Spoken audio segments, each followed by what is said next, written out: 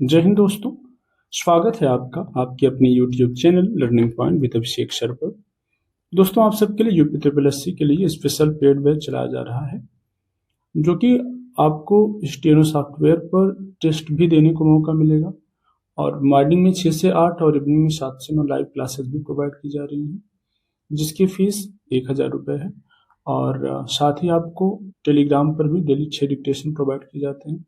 तो अगर आप टेलीग्राम और स्टेनो सॉफ्टवेयर का बैच लेते हैं तो वो 500 रुपये ही आपकी फीस है, जिसमें आपको निबंध, जीवनी, योजना, कुरुक्षेत्र, कहानी, आध्यात्मिक लेख, कहानी मतलब एनसीईआरटी की जो बुक्स से मैटर प्रोवाइड किए जाते हैं वो सब भी। तो अगर आप भी अपनी तैयारी को अंतिम समय में बेहतर करना चाहते हैं, आप चाहते हैं कि आपके पास आपके एग्जाम ओरिएंटेड डिक्टेशंस हों, उनकी प्रैक्टिस आप करें, अच्छे शब्दों की प्रैक्टिस करें, डिफरेंट टाइप ऑफ वर्ड्स की प्रैक्टिस करें, तो आप इस बैच से जुड़ सकते हैं। ये बैच में आपको थोड़ा सा टफ मैटर मिलेगा, इसलिए अगर आप बहुत इजी मैटर लिखना चाहते हैं तो आप ये बैच मत ज्वाइन कीजिएगा। अगर आप चाहते हैं कि हाँ आपको एग्जाम ओरिएंटेड कंटेंट चाहिए तो ही आप इस बैच को ज्वाइन कीजिएगा। तो अगर आप ज्वाइन करना चाहते हैं, हमें अपने शॉर्ट हैंड को बेहतर करना चाहते हैं, तो आप हम इस नंबर पर संपर्क कर सकते हैं 7393976701। डिक्टेशन शुरू होगी 5 सेकंड बाद।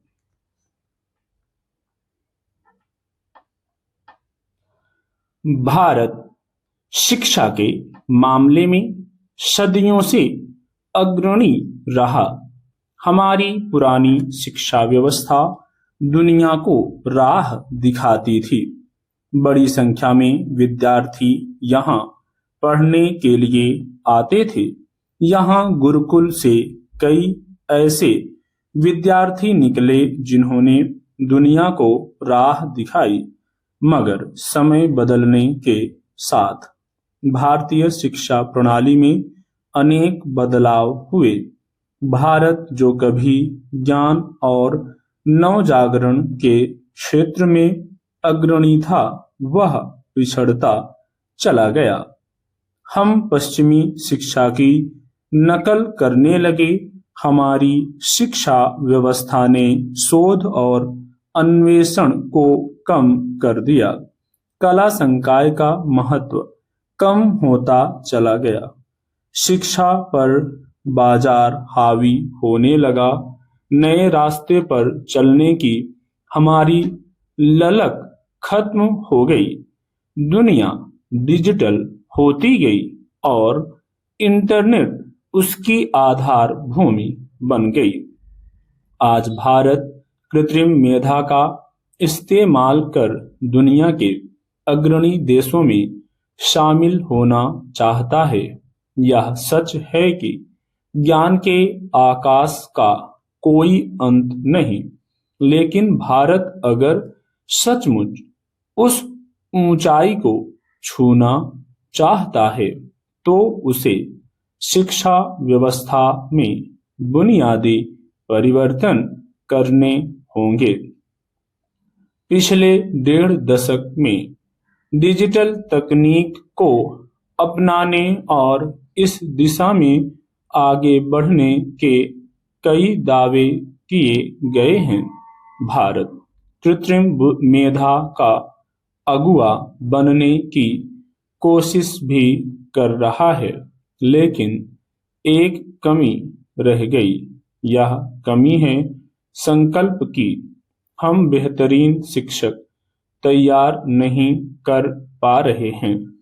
विद्वता बढ़ाने पर भी कोई जोर नहीं दिखता। इच्छा और आकांक्षा जरूर थी, लेकिन अध्यापकों की प्रतिबद्धता में बदलाव नहीं आया। विद्यार्थी उपलब्धियां हासिल करने को ही लक्ष्य मान बैठे। नतीजा यह कि मेहनत और अन्वेषण कर आगे जाने का उत्साह कम पड़ता चला गया। यही कारण है कि हमारी शिक्षा व्यवस्था धीरे धीरे पिछड़ती चली गई। बच्चों को पढ़ाने में शिक्षक भी इसलिए पिछड़े क्योंकि उन्होंने खुद को अद्यतन नहीं किया। नतीजा यह कि हमारे विद्यार्थी समय के साथ आगे नहीं बढ़े, डिजिटल में सहज होने के क्रम में हम कागज कलम से दूर हो गए। इसी के साथ हम अपनी पुस्तक संस्कृति भी भूल गए।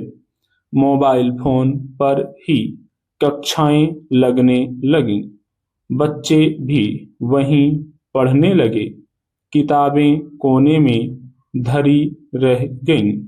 डिग्रियां पाने और सार्वजनिक प्रतियोगिताओं में सफलता प्राप्त करने की होड़ शुरू हो गई।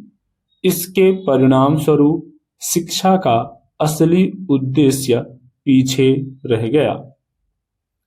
प्रवेश परीक्षाओं में गड़बड़ी कोई नई बात नहीं है, यह काफी समय से हो रही है, मगर जब बड़े पैमाने पर आयोजित होने वाली परीक्षाओं के प्रश्न पत्र बाहर आने लगे, तब इस समस्या को गंभीरता से लिया गया और यह मुद्दा बनने लगा। प्रश्न पत्र लीक को कुछ गिरोहों ने अपना धंधा बना लिया और वे लाखों विद्यार्थियों के भविष्य से खेलने लगे। स्टॉप।